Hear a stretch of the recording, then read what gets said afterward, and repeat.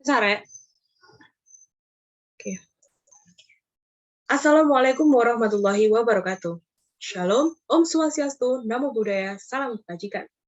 Kami dari kelompok 1 akan mempresentasikan studi kasus Foxtan Pekan Company. Berikut adalah anggota kelompok dari kelompok 1. Pertama, Iranesia Pradevi dengan NIM tertera, Nita Olivia dengan NIM tertera, Zesma Wardatul dengan NIM tertera, Yesaya Nuwardia dengan NIM tertera, Rosita Nada Febriani NIM tertera, dan saya sendiri, Ainla Rofiki dengan NIM tertera. Berikut adalah pemaparan soal pertama dan yang akan disampaikan oleh rekan saya.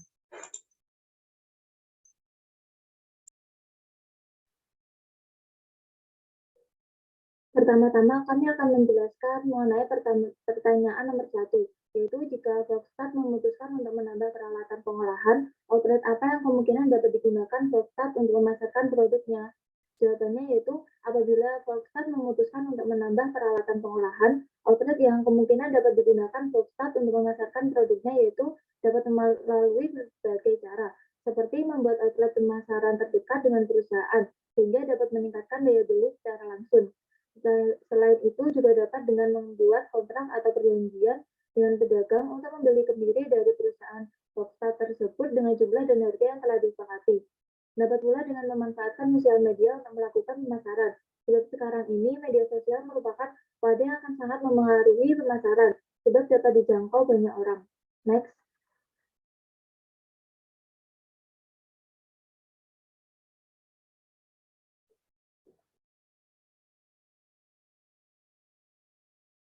Pertanyaan kedua, sebutkan dan apa saja kemungkinan jenis organisasi bisnis yang sesuai untuk perusahaan Foxtat. Berikan 2 keuntungan dan kerugian untuk setiap jenis organisasinya. Menurut kami, 2 itu yaitu firma dan CV. Firma merupakan suatu bentuk usaha persekutuan antara 2 orang atau lebih untuk menjalankan badan usaha di bawah satu nama yang akan digunakan bersama. Kelebihan dari firma yaitu seluruh anggota akan dapat memegang wewenang dan memiliki kesempatan yang besar untuk menambah modal dari anggota-anggotanya. Kerugian dari firma yaitu kerugian dan hutang perusahaan ditanggung oleh semua anggotanya, serta harta pemilik yang berada di luar perusahaan ikut dipertaruhkan sebagai jaminan. Sedangkan CV yaitu merupakan suatu badan usaha yang mempunyai modal terbatas dan didirikan berdasarkan kerjasama 2 orang atau lebih untuk mengatur perusahaannya. Keuntungan dari CV ini yaitu dalam mendirikannya tidak sulit serta biasanya biayanya lebih murah dibandingkan dengan perseroan terbatas. Namun CV memiliki kerugian yaitu biasanya sulit untuk menarik modal kembali, serta harta kekayaan sekutu aktif dapat disita jika perusahaan mengalami kebangkrutan. Next.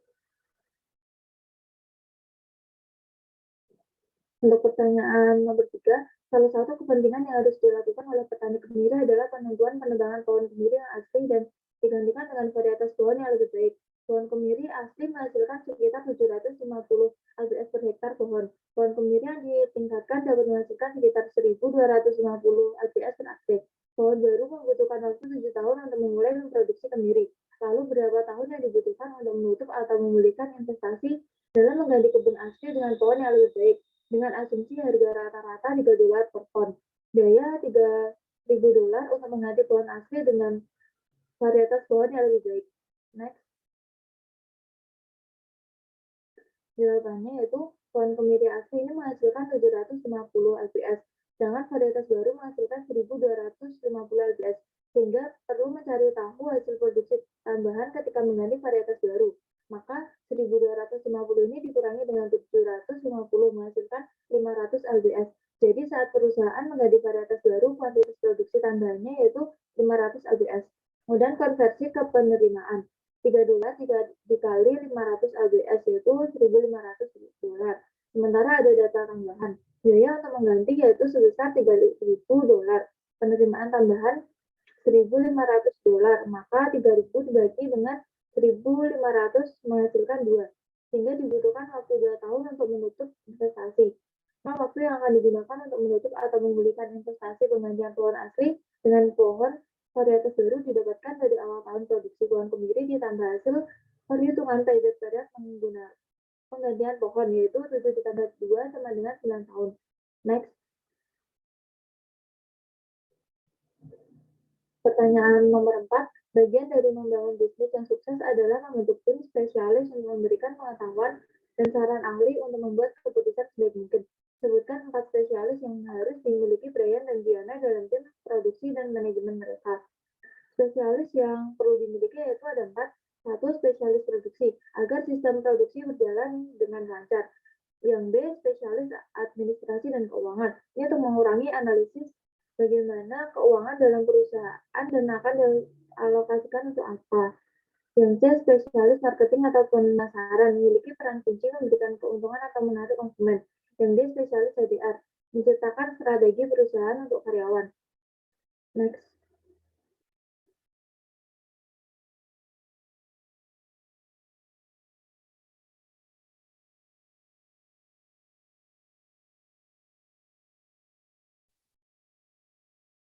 Pertanyaan nomor 5. Volkswagen telah membaca tentang beberapa operasi yang mengembalakan ternak di kebun mereka. Rata-rata mereka kehilangan sekitar 50 pon kemiri per hektar. Selama 5 tahun terakhir, kemiri telah menghasilkan $3 per pon saat panen, dan anak sapi telah dijual seharga $1,50 per pon selama periode yang sama. Pertanyaan yang A. Jika Volkswagen mengejar ini, berapa total kerugian produksi kemiri dalam pon? Total kerugian sama dengan 50 pon kemiri dikali 5 tahun sama dengan 250 pon. Kemudian pertanyaan yang B, berapa kerugian pendapatan dari operasi kemiri dari pengembalaan ternak? Selama 5 tahun terakhir, kemiri telah menghasilkan $3 per pon saat panen, dan anak sapi telah dijual seharga $1,50 per pon selama periode yang sama. Jawabannya 50 pon per hektar dikali $3 sama dengan $150 selama 1 tahun. Kemudian selama 5 tahun kerugian pendapatan didapatkan sama dengan $150 dikali 5 sama dengan $750. Untuk pengembala ternak sama dengan $150 dibagi $1,5 sama dengan $100 per tahun. Jadi selama 5 tahun kerugian pendapatan mencapai $500. Next. Yang C. Berapa berat total yang harus diperoleh ternak dari penggembalaan di bawah pohon kemiri untuk mengimbangi kerugian operasi kemiri? Jawabannya, diketahui harga kemiri per pon adalah $3. Maka apabila ingin mengimbangi dengan jumlah kemiri per pon setiap tahunnya, maka minimal menjual 2 ternak dengan harga $1,5. Yang D, jika Volkswagen dapat merumput 1 ekor per hektar di bawah pohon kemiri, berapa pon yang harus diperoleh setiap ekor saat merumput? Jika diketahui kerugian rata-rata kemiri dalam 1 hektar adalah 50 pon, maka seharusnya untuk 1 ekor per hektar minimal memperoleh kemiri sebesar 50 pon. Yang E, apa 2 keuntungan penggembalaan ternak di bawah pohon kemiri? Jawabannya, dalam penggembalaan ternak di bawah pohon kemiri memiliki beberapa keuntungan seperti mendiversifikasi pendapatan pertanian dan pengurangan pemotongan hewan ternak. Yang F, apa 2 kekurangan penggembalaan ternak di bawah pohon kemiri? Jawabannya, penggembalaan ternak di bawah pohon kemiri juga memiliki kekurangan, antara lain penurunan hasil kebun. Hal ini dikarenakan terdapat adanya kemungkinan beberapa hewan ternak memakan hasil kebun. Selain itu, diperlukan biaya yang cukup besar untuk mempersiapkan tempat yang nyaman dan aman bagi hewan ternak. Next.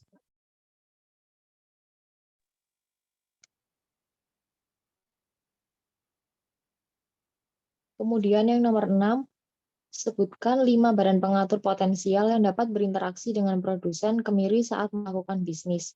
Kelima badan pengatur potensial tersebut yaitu yang pertama ada panen, yang kedua pembersihan, yang ketiga pengumpulan untuk sortasi atau grading, yang keempat pengemasan, dan yang kelima pendistribusian atau pemasaran. Next.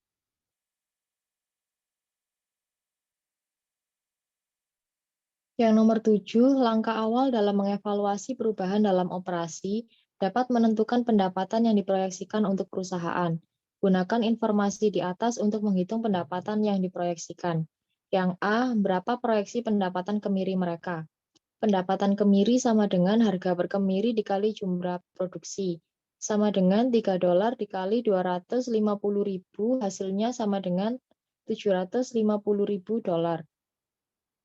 Yang B, berapa total biaya langsung per hektar? Jadi pada halaman R12 total direct expense-nya itu sebesar 1.391,33, maka 1.391,33 dibagi 210 hasilnya sama dengan 6,625. Untuk yang C, berapa total biaya overhead per hektar? Pada halaman R12 total overhead expense-nya itu sebesar 434,27, maka 434,27 dibagi 210 hasilnya sama dengan 2,068. Next.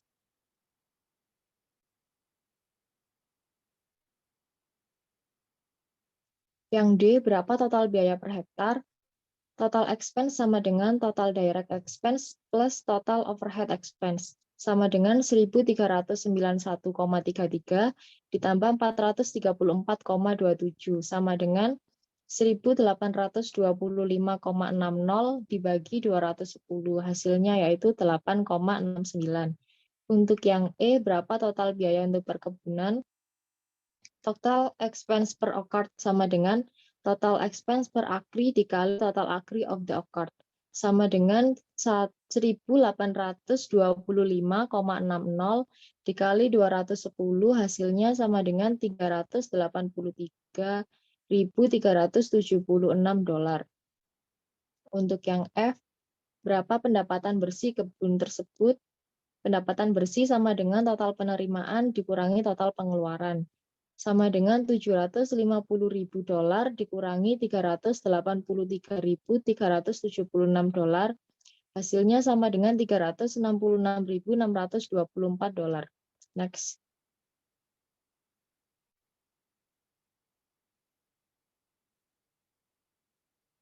Yang nomor 8, Brian dan Brianna berpikir jika mereka akan melakukan investasi dalam pemrosesan peralatan. Mereka akan dapat menjual kemiri yang sudah dikupas seharga $10 per pon. Pendapatan marginal per pon pekan yang dikupas yang akan diterima pertanian jika mereka menambahkan kapasitas pemrosesan. Dibutuhkan 2 pon pekan yang tidak dikupas untuk menyamakan 1 pon pekan dikupas. Diketahui TR1-nya sebesar $750.000. Untuk TR2-nya yaitu sama dengan $10 dikali 125.000, hasilnya sama dengan $1.250.000. Q1-nya diketahui 250.000. Yang Q2-nya 125.000. Kemudian ditanya pendapatan marginal per pon pekan kupas yang akan diterima mereka menambahkan kapasitas pemrosesan. Maka dijawab MR sama dengan delta TR per delta Q sama dengan $1.250.000 dikurangi $750.000 per 250.000 dikurangi 125.000 sama dengan $500.000 per 125.000,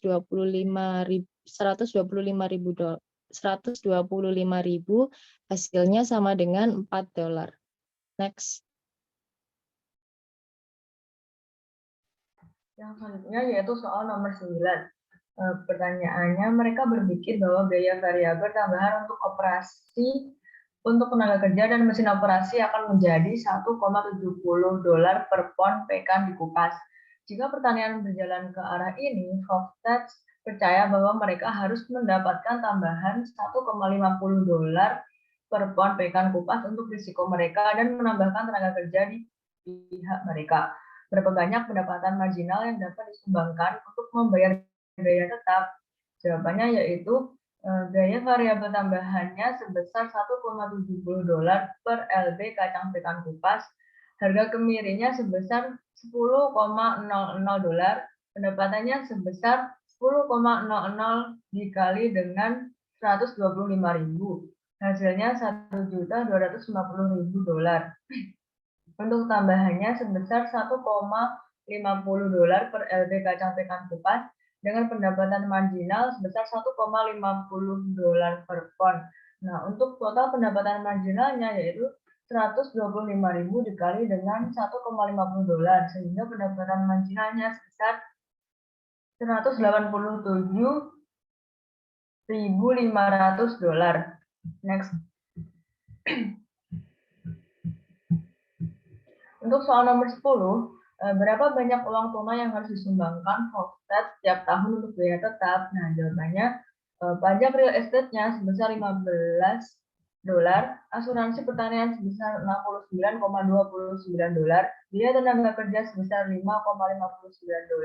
penyusutan mesin sebesar $324,63, depresiasi bangunan sebesar $5,89, biaya lain sebesar $13,48 sehingga didapatkan total sebesar $433,88.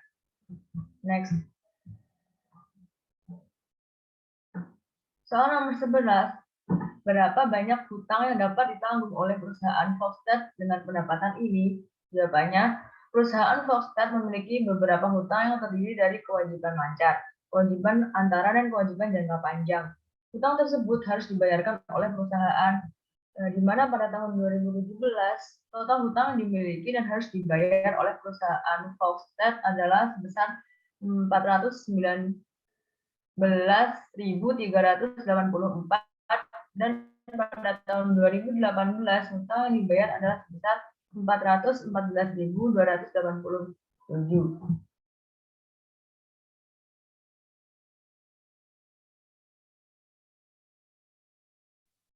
Pertanyaan yang ke-12, sebutkan 4 faktor risiko yang harus dipertimbangkan oleh Volkswagen jika mereka melakukan ini.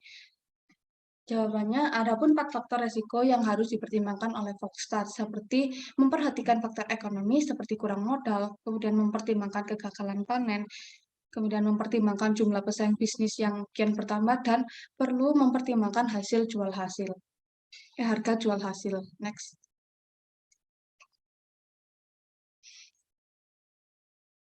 Pertanyaan yang ke-13. 4 faktor penghargaan yang harus dipertimbangkan oleh Volkswagen jika mereka melakukan ini.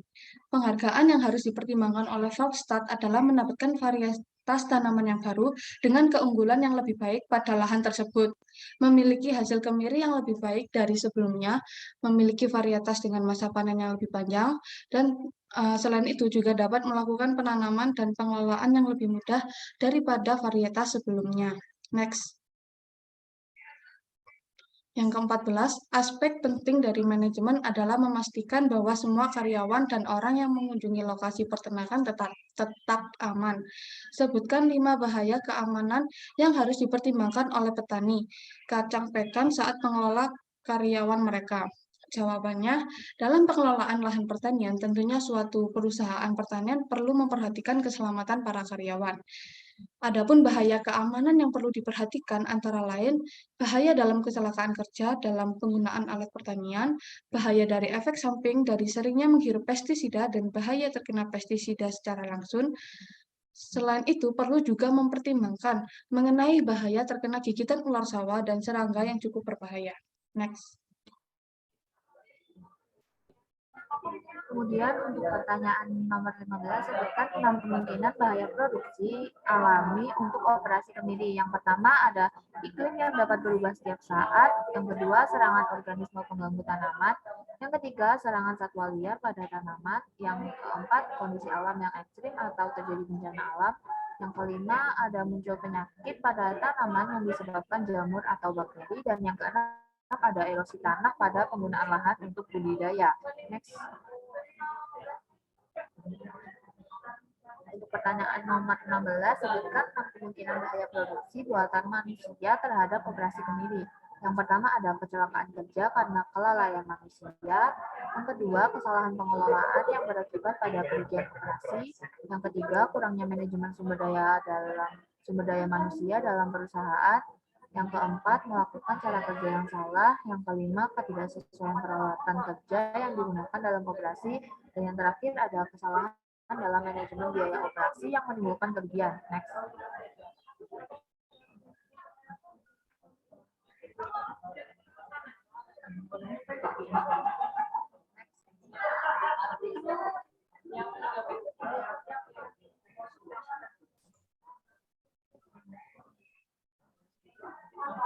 Kemudian pertanyaan nomor 17, apa 4 cara yang mungkin mereka dapat berpotensi meningkatkan pendapatan mereka? Yang pertama ada optimalisasi pemanfaatan penggunaan lahan dengan meningkatkan jumlah produksi per satuan luas.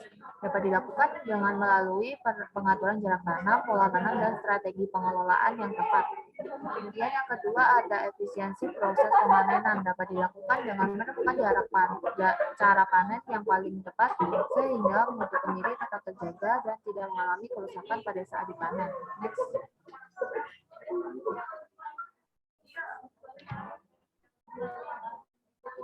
Kemudian yang ketiga ada perlakuan pasca panen yang tepat, dapat dilakukan dengan melakukan rangkaian perlakuan pasca panen yang tepat, serta melakukan pengemasan yang sesuai untuk kemiri. Kemasan yang lebih menarik juga dapat meningkatkan daya jual serta harga dari kemiri itu sendiri. Yang terakhir ada melakukan promosi melalui berbagai platform mulai dari media cetak, elektronik, maupun digital melalui media sosial.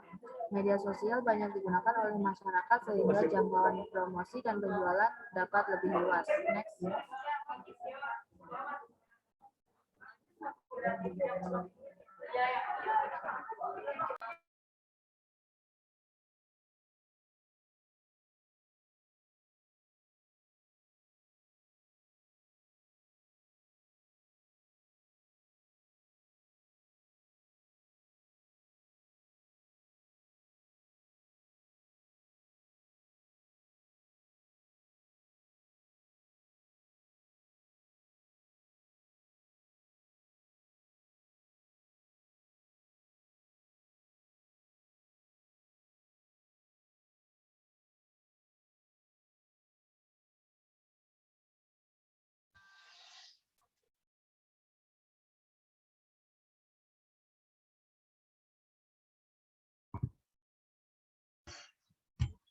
Oke, mohon maaf, saya ulangi lagi. Yang selanjutnya yaitu jika fasilitas memiliki untuk menambahkan pemrosesan. Mereka mungkin juga mempertimbangkan untuk menambahkan promosi pemasaran konsumen secara langsung. Media sosial merupakan aspek penting dalam mengembangkan basis pelanggan setia untuk usaha kecil. Sebutkan 2 platform media sosial dan mengapa mereka efektif. Yang pertama yaitu Instagram. Instagram sudah tidak asing lagi bagi kalangan masyarakat ataupun di kalangan anak muda. Instagram merupakan media sosial mempunyai grade yang tinggi. Media sosial ini merupakan aplikasi yang berkembang. Instagram juga memiliki beberapa fitur yang bisa digunakan untuk kegiatannya promosi, seperti Instagram Shop, Instagram Ads, dan lain sebagainya. Kegiatan promosi bisa dilakukan dengan cara endorsement. Kata-kata endorsement sudah tidak asing lagi. Endorsement juga dapat dilakukan oleh siapa saja dan juga bisa dijangkau oleh kalangan luas. Dengan mempromosikan melalui endorsement, orang akan tahu banyak atau produk yang dijual atau dipromosikan secara langsung atau live meskipun secara virtual. Jadi, Instagram merupakan media sosial yang cocok digunakan untuk kegiatan promosi. Yang kedua yaitu TikTok. TikTok merupakan media sosial atau aplikasi yang akhir-akhir ini banyak kalangan yang menggunakan aplikasi ini. TikTok merupakan aplikasi yang membawakan video pendek ataupun live streaming. Dapat dilihat atau dijangkau secara luas, seperti meskipun virtual. Aplikasi TikTok sendiri juga memiliki fitur seperti online shop yang bisa dijadikan untuk kegiatan promosi.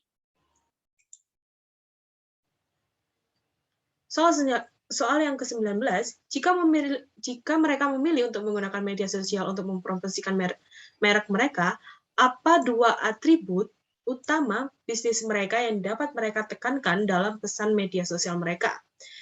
Jawabannya adalah, sebelum mempromosikan produk secara global, terutama melalui media sosial, terdapat 2 hal utama yang perlu ditekankan seperti kualitas produk dan kemasan produk. Melalui kualitas produk yang baik dan kemasan yang menarik, para calon pembeli melalui media sosial akan lebih tertarik untuk membeli produk yang dipromosikan dan juga dapat menunjukkan bahwa produk yang dipromosikan merupakan produk yang memiliki kualitas yang bagus. Kemudian, melalui kemasan produk, pada kemasan produk sendiri bisa menarik perhatian pembeli karena dengan kemasan produk tersebut unik ataupun menarik. Jadi, pelanggan akan penasaran dan tertarik pada produk tersebut. Pada soal yang terakhir, jika Anda berada di posisi first rate, apa yang Anda lakukan untuk memperluas atau meningkatkan operasi ke depannya? Apabila kami berada pada posisi Volkswagen, hal yang kami lakukan yaitu menjalin kerjasama dengan usaha atau mitra-mitra yang lain. Kedua, menggali potensi atau kualitas produk Volkswagen supaya usaha tersebut semakin berkembang. Baik, itu tadi adalah presentasi atau pemaparan dari hasil diskusi kelompok 1. Terima kasih, sekian dan terima kasih. Bila ada kekurangan atau kelebihan dari kelompok 1, mohon maaf. Wassalamualaikum warahmatullahi wabarakatuh.